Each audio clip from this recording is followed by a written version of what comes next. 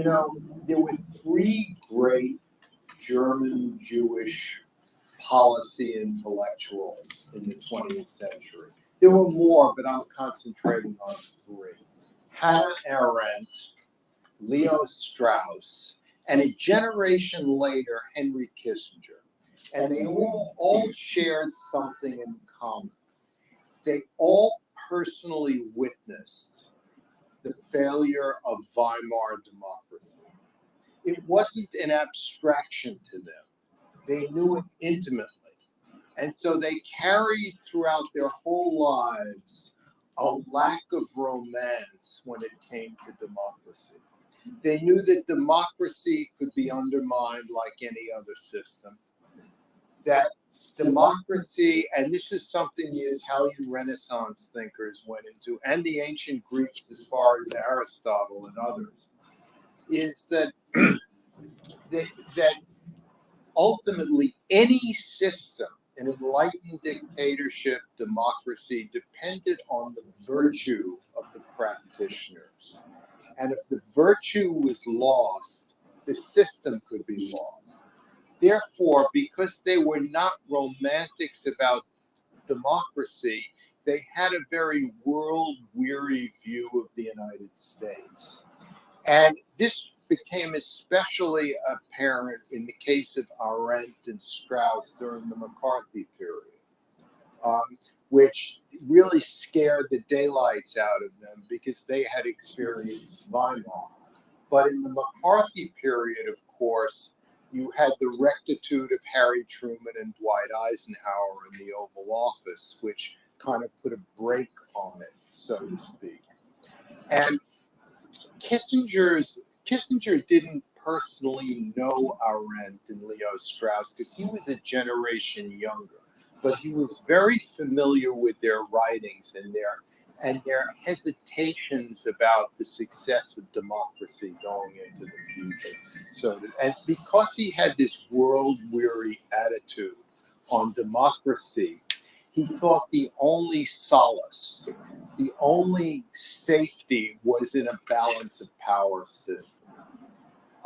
So his balance of power system was based on pessimism, essentially, not optimism. And now this deals obviously with the United States.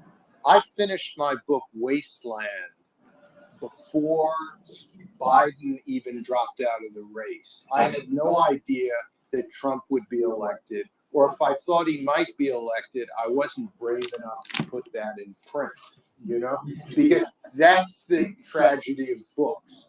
Books have to be finished at a certain moment, and yet they're judged by many moments afterwards, essentially. So the book doesn't deal with Weimar in the sense of the United States. It deals with Weimar in terms of the shape of the world.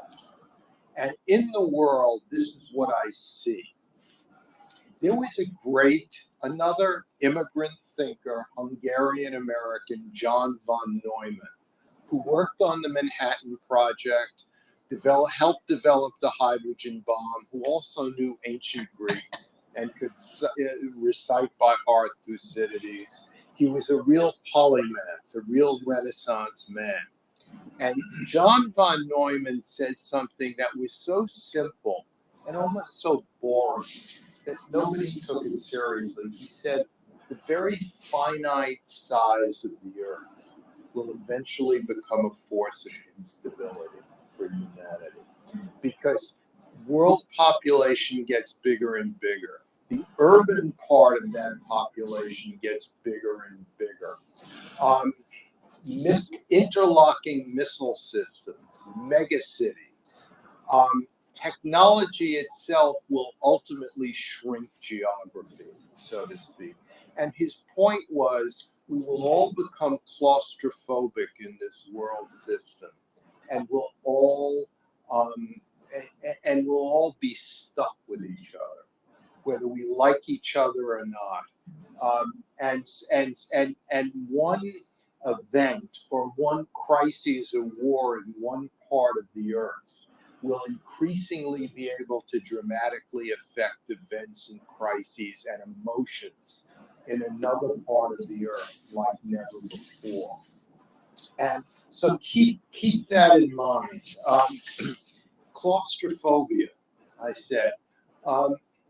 Everyone loves the internet. Everyone loves how it unites financial markets. But war is now not thousands of miles away between us and the Chinese. It's one click away.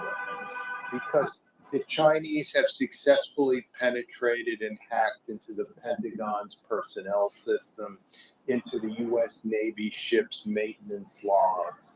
And our cyber command has responded in kind.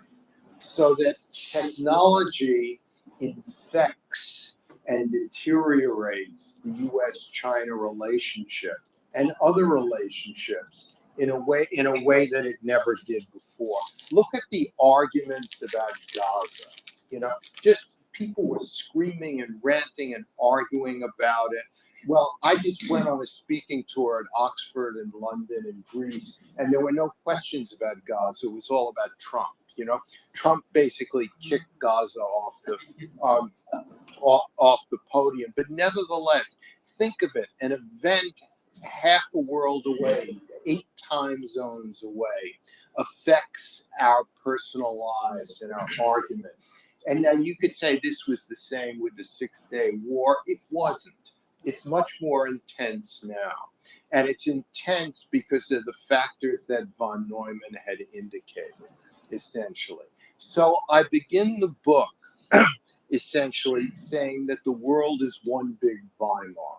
Now, when I talk about Weimar, I don't mean Hitler, because Weimar actually could have had many different outcomes. The fact that it led to Hitler, anyone who reads about Weimar knows that that was about one of 20 different scenarios that could have happened.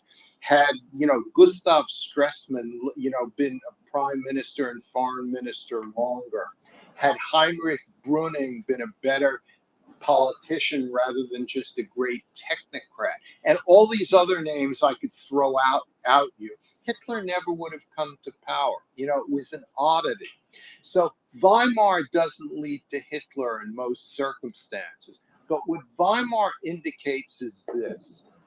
It's that in 1919, when German constitutionalists devised the Weimar Republic in Thuringia, in the town of Weimar in central Germany, they overlearned the lesson, and which is what we all do in life, and what we all do in politics. We occasionally overlearn a lesson.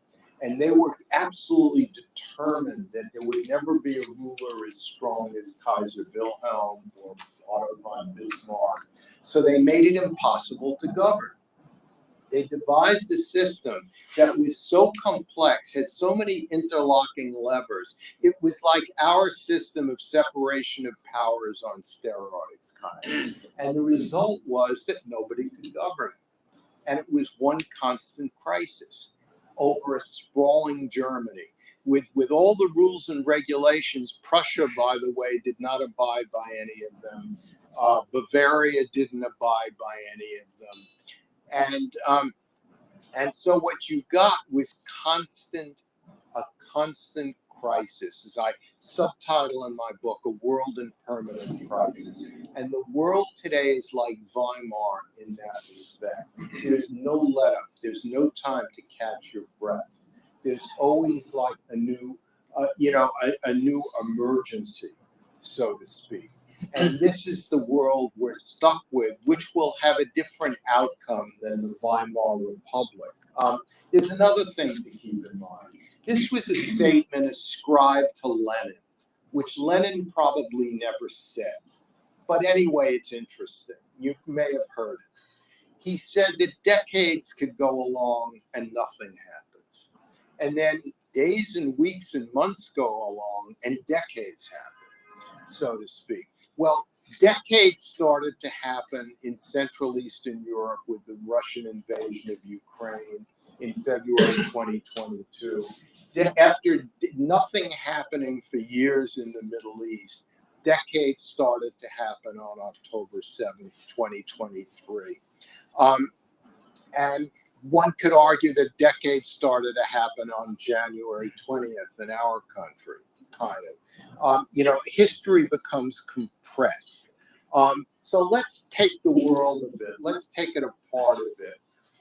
One of the things I argue in the book that has kind of startled people is I say that all three great powers are in decline: the United States, Russia, and China. When I talk about Russia, what I mean is people say, but they're winning the Ukraine war. Trump's going to give them a victory and all of this. That's not the point. The point is the Ukraine war has gone on for 3 long years. Why did World War I so fatally affect the 20th century? Because it went on for 4 long years and ended up killing 17 million people. The Ukraine war has been going on, as I said, for 3 long years. And because it's the same sort of fighting, it's lost its novelty value. And when something in the news loses its novelty value, it goes from page 1 to the bottom of page 1 to page 2 to page 3. And there's this sense that it's decreasing. But that's not the case. We've had tens of thousands of troops killed, thousands of battle tanks destroyed, a kind of World War I mixed in with postmodern war altogether. War and a very intense experience. People are dying every day. And it's my belief that this is ultimately weakening Russia, because Russia will have less wherewithal, financial, etc., to affect reality in the Caucasus, in former Soviet Central Asia, in Siberia, and in the Russian Far East. So that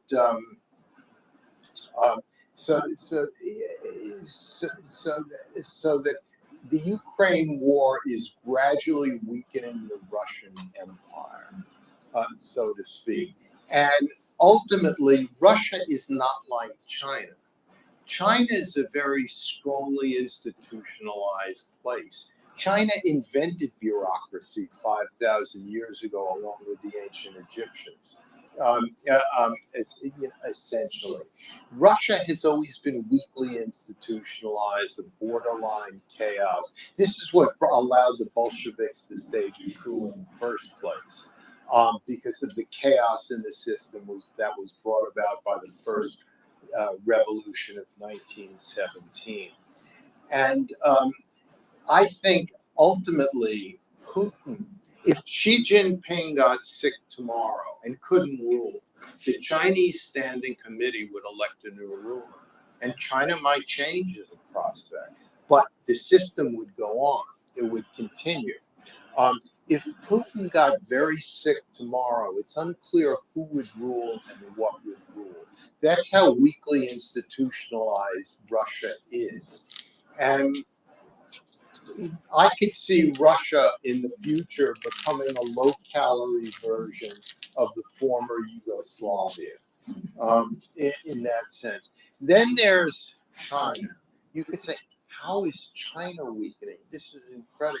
Hundreds of billions of dollars are fleeing China, all the time. China has been different Chinas under different leaders. It's been Mao's revolutionary anarchy. It's been the Mandarinate of Deng Xiaoping and his successors, Jiang Zemin and Hu Jintao. And now it's the Leninist autocracy of Xi Jinping. Ultimately, Xi is in his 70s. Ultimately, there will be a new ruler, and there may be a new China. And I think that Xi's Leninist autocracy is the end of the line for the communist dynasty in China.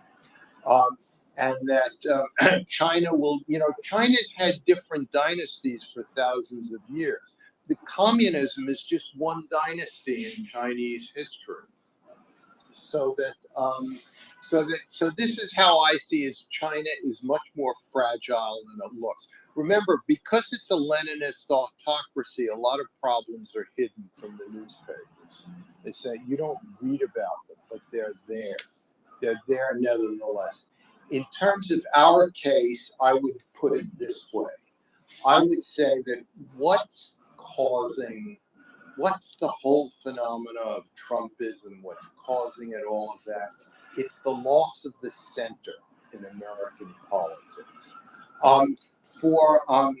James Madison said he wanted a republic, not a democracy. This was in Federalist number 10. And what he meant by that was he wanted a partial democracy, a democracy that was essentially overseen by elites, whatever they were. And we had a partial three-quarters democracy up until the 1970s, when the party bosses chose the candidates for both political parties. The party bosses would never have picked Donald Trump. They would have picked Jeb Bush, who is boring, supremely competent, and would have governed like his father and not like his brother, essentially. But that era is over, and America's become a full democracy with the primary system. And the result you see. Where did Trump come from? He's the revenge of globalization in this sense. Globalization did not unite the world. It split countries down the middle. It did the same with Britain and Brexit, did the same in Hungary with Orban and other countries. And with us, it more or less split the country between a wine-sipping, cosmopolitan, European vacation-oriented, global upper middle class, mainly along the two coasts, but also in the college towns in between, and the major cities like Chicago and Kansas City in between. And then the other half, which are stuck in nationalist space because they could not compete for various reasons in the global field. And this divided the country, and it eviscerated the political center. Remember what a center was. You had center-right Republicans, center-left Democrats, and the result was the Civil Rights Act of 1964, the Tax Reform Act of 1986, and a lot of other good legislation, because the centers of both parties overlapped, and that's where you got deal-making in Congress. That has been destroyed. It's been eviscerated. And Trump is just an example of this. Another main factor that I point out describing American decline is the change in the media. One of the you could be cynical and say what kept the peace in Europe during the Cold War were hydrogen bombs. Everyone was afraid of them, essentially, so that everyone obeyed limits, essentially. Another thing that kept the peace during the Cold War and before was the print and typewriter age.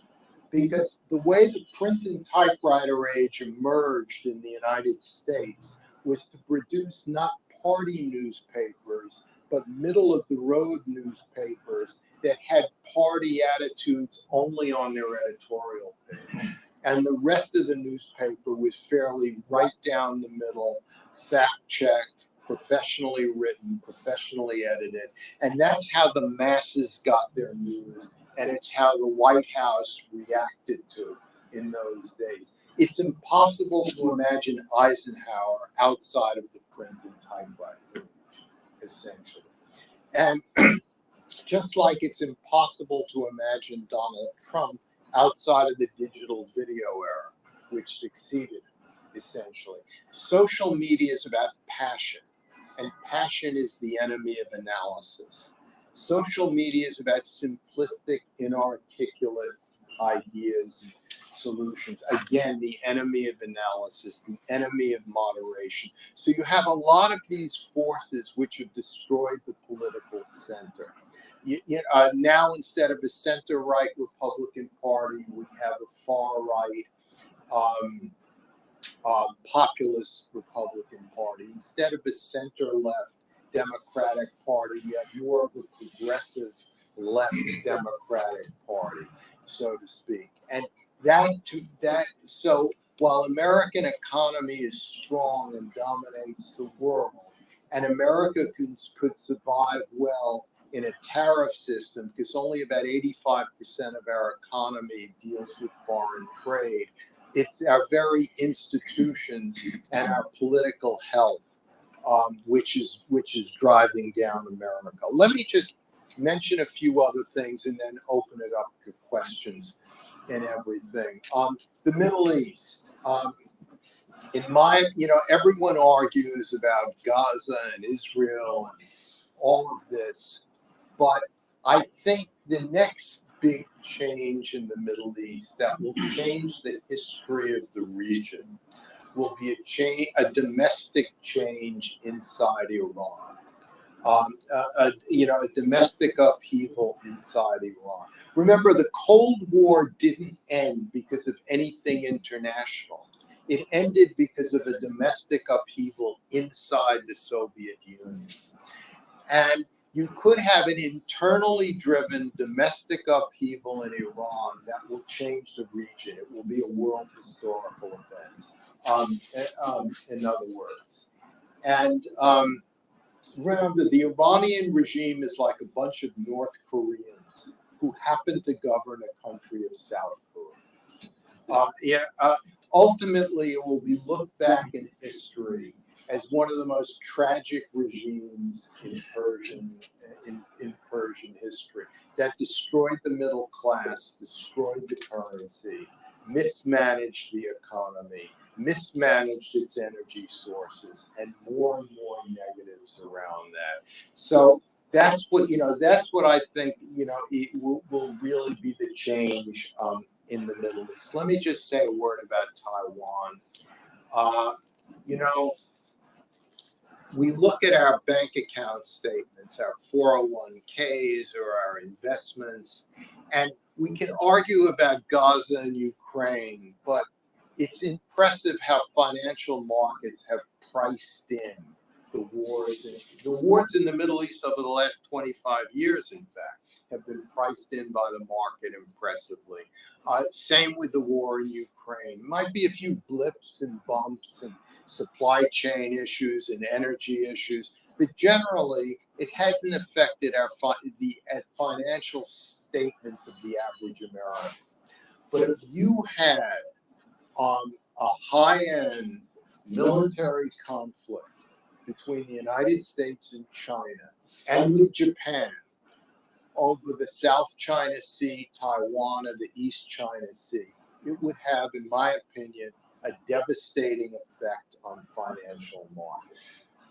Something which would be on an order of magnitude that would change our world. Change our world more than the tariffs, etc. And let me just end with one thing. When I look at the world in the future, I see that there is no direction to history. John Gray, a great British philosopher, said that history is like the wind. It changes directions. The idea that there's going to be an end of history or this or that, history will just flow. It will go on. And so the one thing we need more than ever is our imagination. Because Tolstoy in War and Peace wrote about this Count Rasputchin, who could analyze the fact that Russia might fall to Napoleon, that Moscow might fall to Napoleon, and the city would partially burn down. But he couldn't imagine it. So when it actually happened, he was as lost as anybody else. It's not enough to analyze what will happen or what might happen. You actually have to be able to imagine it, because anything is possible. Thank you.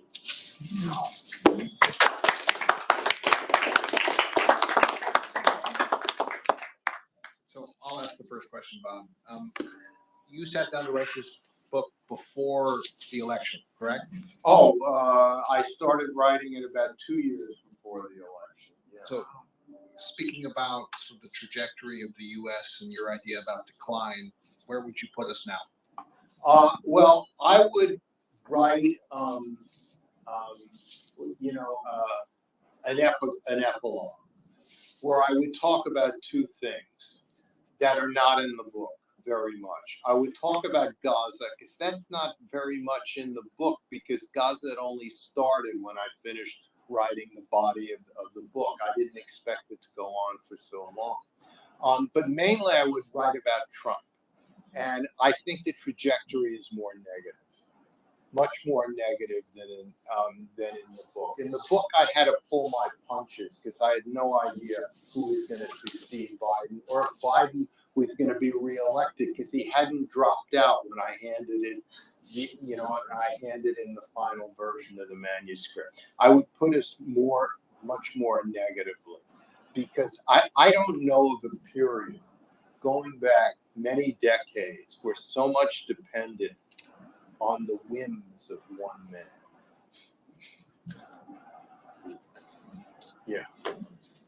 So I read an op-ed recently that compared Putin's standing in Russia with Khrushchev's standing in the Soviet Union at the time of the Cuban Missile Crisis, stating that both had taken risks which they thought would easily succeed, and both events blew back in their faces.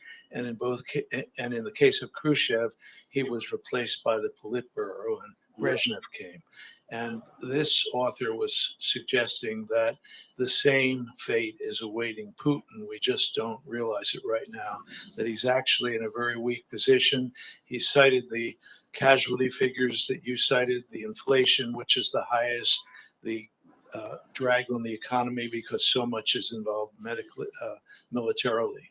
Does that ring true to you at all? Yeah, it does, except for one thing. The Politburo, after Stalin, Khrushchev, Brezhnev, Kosygin, Podgorny, all of them, they were much less powerful than Putin is now, because they were really spokesmen for the Politburo. And the Politburo is about 15 men who make collective decisions. That's why it was easy to remove Khrushchev in the wake of the Cuban Missile Crisis. But Putin does not have a Politburo, essentially. It's a much weaker system and much more dependent on one man. So it's even worse than that editorial, said. There's even less of a break on the power of the leader, because around the leader are various organized crime syndicates, military intelligence syndicates, who they may tear their hair out at Putin's mistake of invading Ukraine in the first place, but the last thing any of them want to do is replace him. Nobody wants his job,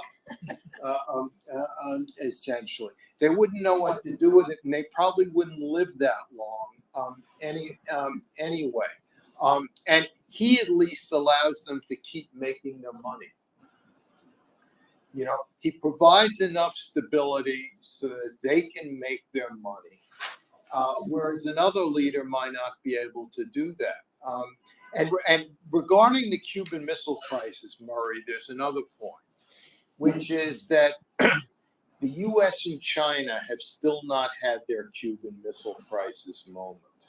In other words, after the Cuban Missile Crisis, both superpowers established a hotline. They had strategic arms limitations talks. They had détente eventually, because the Cuban Missile Crisis scared the daylights out of both of them.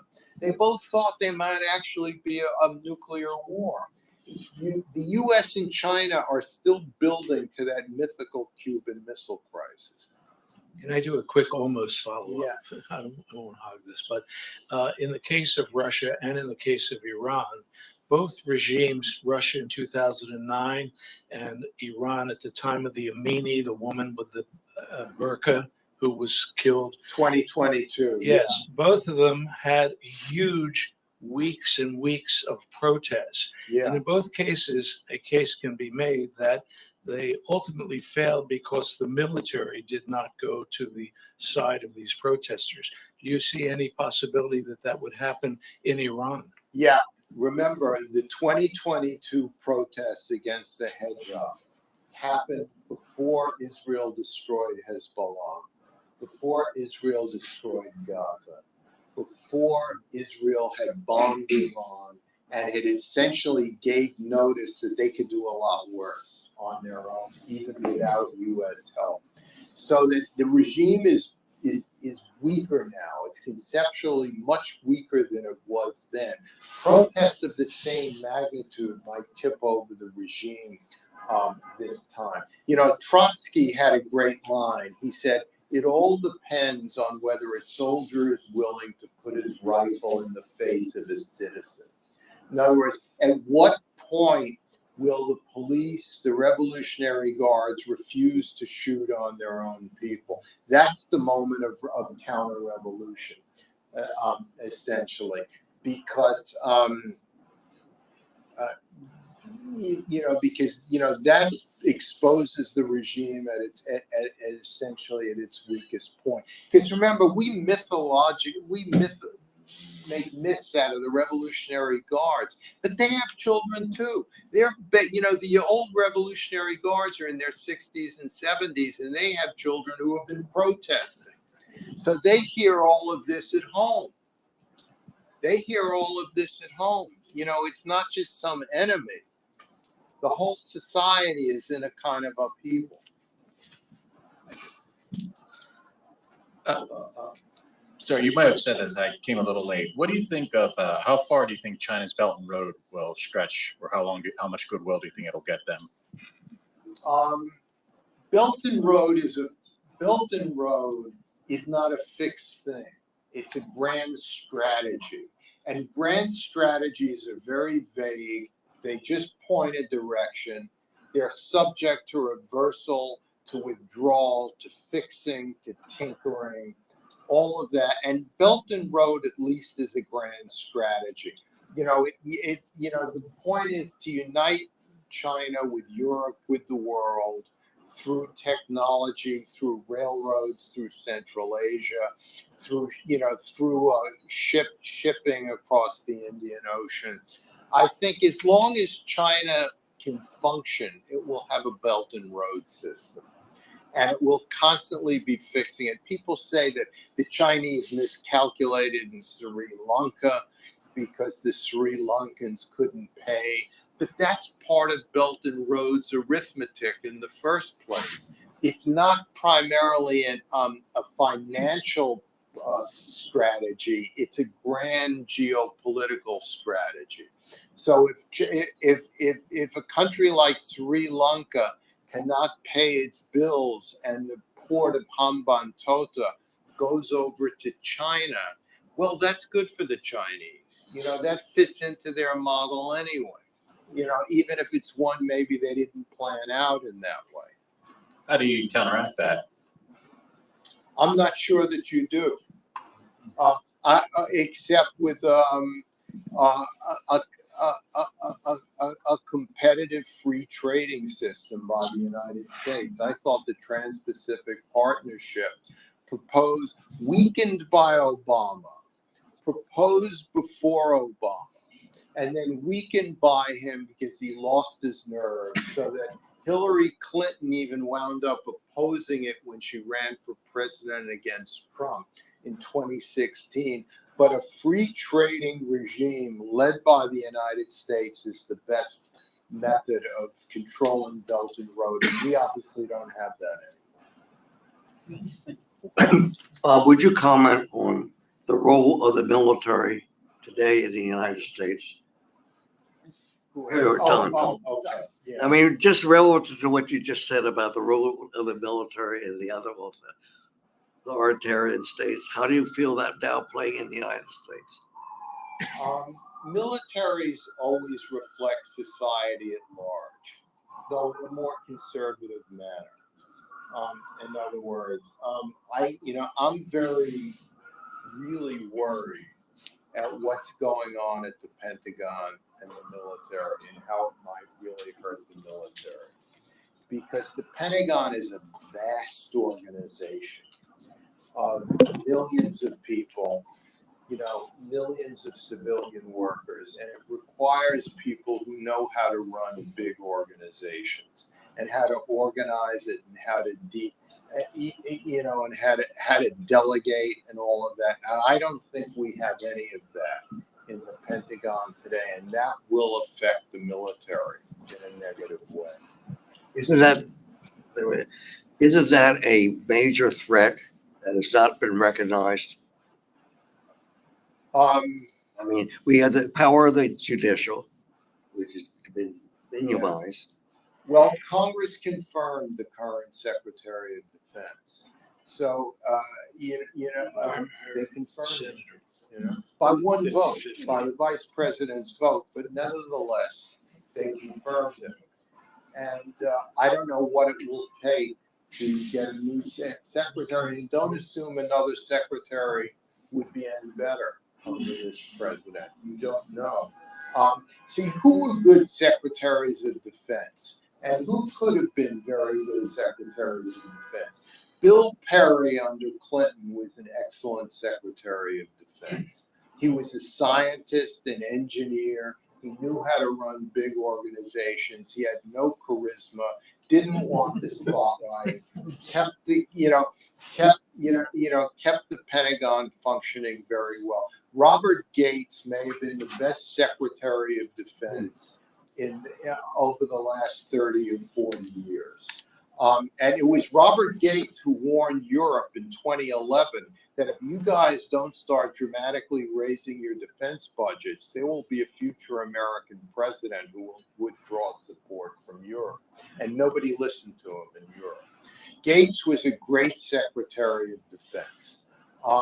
Again, because he had experience. He started out as a deputy assistant secretary and worked up to assistant, then to a deputy undersecretary. He spent a lifetime in the deep state, essentially. And I defended the deep state in an essay in Politico just a few weeks ago.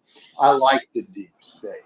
It's made up of professionals, moderates, technocrats.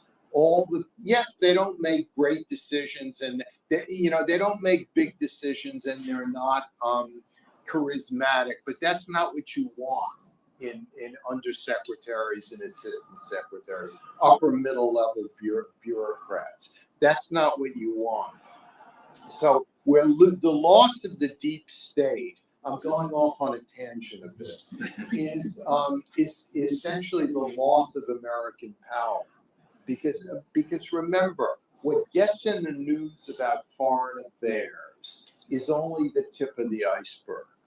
Every day there are crises in Nigeria, Pakistan, Colombia, these big, complex, difficult countries that are handled expertly by our foreign service elite. And the minute you try to gut our foreign service elite, you undermine America's ability to project power. So, Bob, let me, with the decline of the three major powers, the unequal decline. Unequal decline. Yeah. You didn't mention non-state actors and third-party proxies and the role that they're likely to play in this disintegrating international order.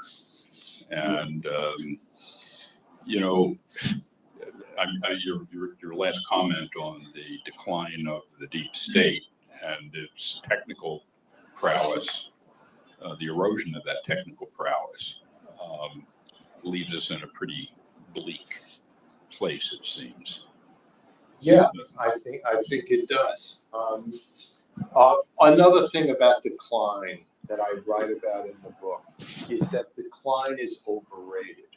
Because remember, Britain started declining in the 1890s with the deterioration of the Royal Navy, but it didn't stop Britain from saving the world 50 years later. So decline can be so gradual and so relative that we give it more importance than maybe we should in some ways. But yes, non-state actors, terrorists. You know, we tend to oscillate. We say, we're in a global war on terrorism. No, that was wrong. We're in great power conflict. Both could be happening at the same time. You know, what is to say we're not going to have a mass casualty attack at some point, if not in the United States, in Britain and Europe? Britain's politics are so fragile now that one mass casualty attack could erupt it, could really erupt it. So I think I agree with the tendency of the question. So what if China had become somewhat or more than somewhat democratized, and what we were facing instead of what we're facing now is essentially an agreeable system that we really cannot truly find great fault in? How would you expect, I mean, your own gut feeling and the feeling of Americans as a just bag of sensibilities, the shrinkage of American power in a world that clearly belongs to this greater other country because it's got 4 times more people than we do. I mean, the idea of American supremacy, I think it would be traumatic, but I'm not sure. But it's an interesting thought. Yeah. Look, if China was still governed by the likes of Deng Xiaoping, and meaning it was still an enlightened, risk-averse, collegial autocracy with mandatory retirement ages, China would be formidable. It would rule the world, essentially, because it would have friends in many places that it no longer has friends in. Remember, China under Deng Xiaoping and his successors had friends in Congress, had friends in the media, had friends in the White House, etc. Remember, when Tiananmen Square happened, there was all this pressure on George H.W. Bush to break relations with China. And he and Brent Scowcroft said, absolutely not. China's too important. It's worth saving, even with Tiananmen. And they proved accurate. They proved right. But the China today has no friends. It can intimidate, but it doesn't have friends in the way that Deng's China had. Can you speak to the role of India in the next 10, 15 years? India is the ultimate global pivot state. India is, when U.S.-China relations were more or less stable, India could lean towards the United States and depend on the U.S. Navy in the Indian Ocean. But as U.S.-China relations worsen, India cannot be caught in a war scenario, leaning towards the United States against China, because it's too close to China. China is the organizing principle of the Indo-Pacific, geographically, economically, politically, otherwise. So India has to watch itself. India also has, masses of poor, unemployed young men, of poverty. India has been living on hype to some extent. Modi has changed India superficially and maybe given it a new sense of itself, but he hasn't really fundamentally changed India. I interviewed Modi in 2008 when he was state minister of Gujarat, and he said, "I'm making Gujarat like South Korea," essentially. Now, you could argue that was true, but that's a different prospect than making India like South Korea.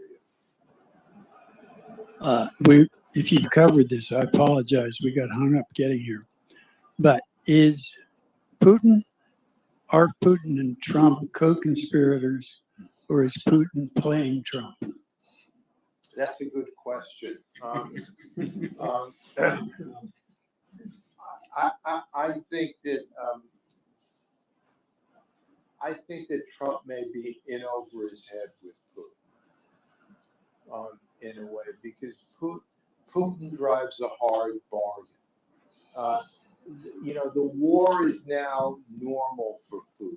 The war has been normalized in Russia. It just goes on. It's a thing in and of itself.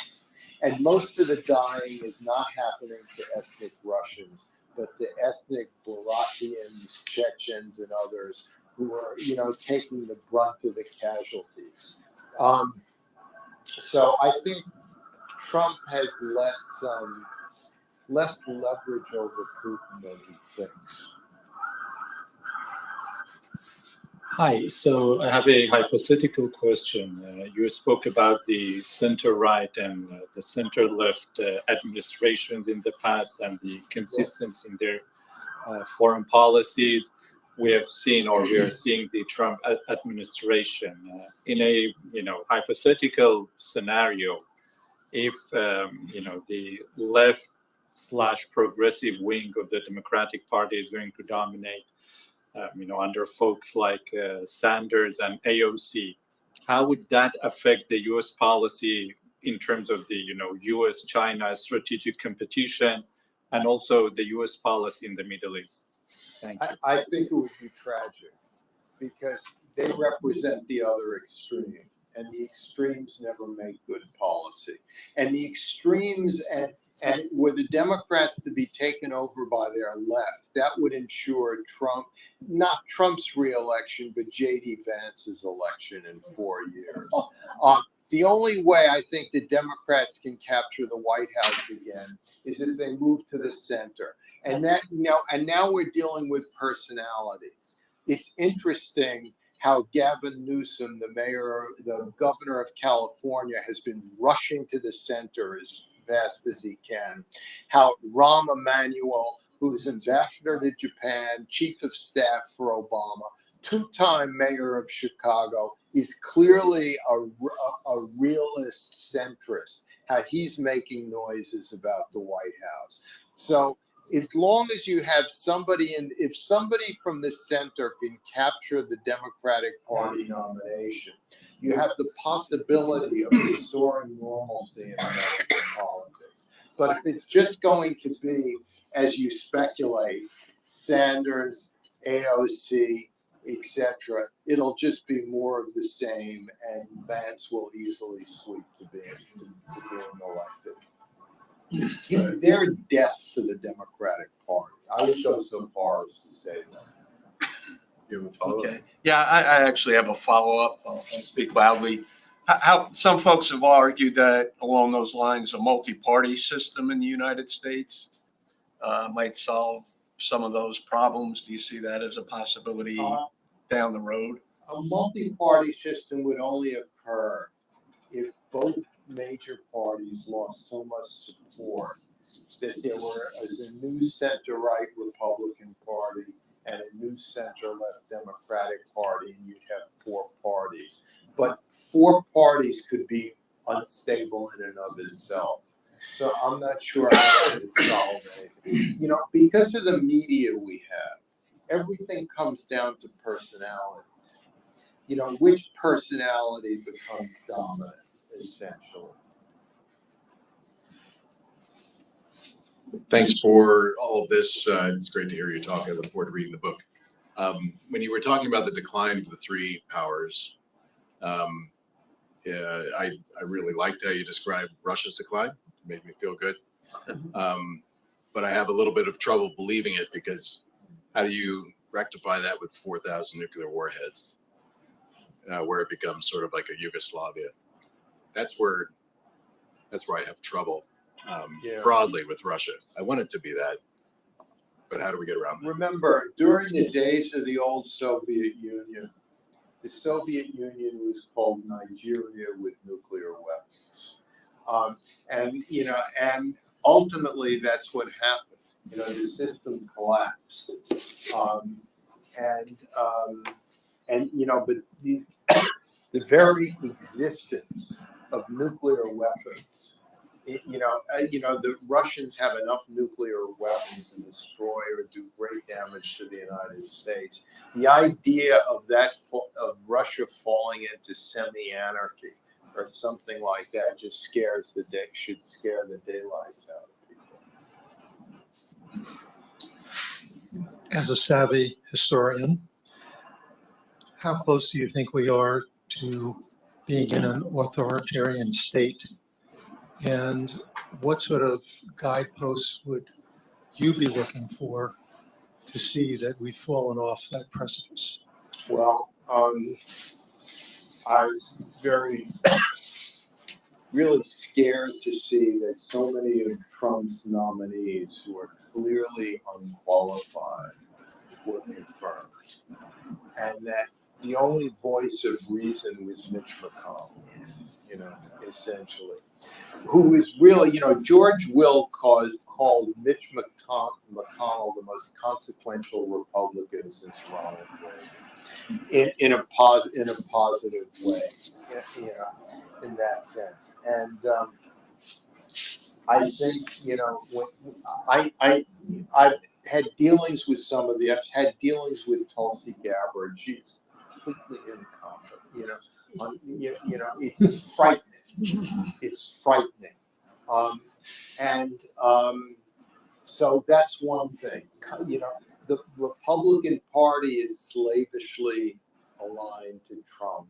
So Congress is compromised as acting as a brake on Trump.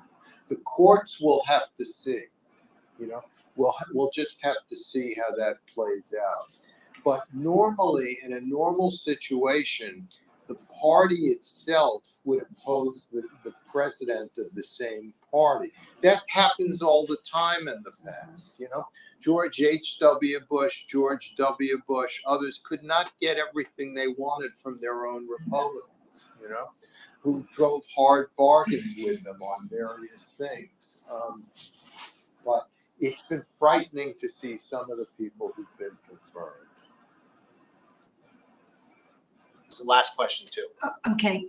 Yes. Do you think global warming or climate change or any of that, which mostly gets ignored, is ever going to have an effect on our, policies and the governments? Well, I don't know about policies and governments, but it has a tremendous effect on geopolitics. I was just yesterday with a National Geographic photographer, one of their best, who travels around the world constantly. What's he doing for 3 years?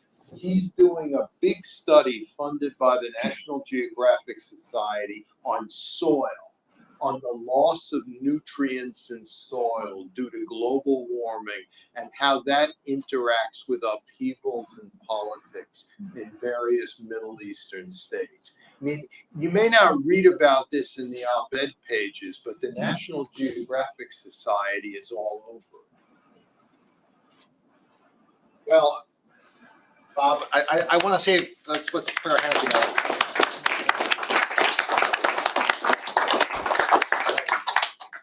Thank you for coming. I wish I had a good line to pick everybody up, because you weren't exactly the one. You have a positive thing to say before we convene? You have 3 minutes here. Yeah, we may get a positive change in Iran. There you go.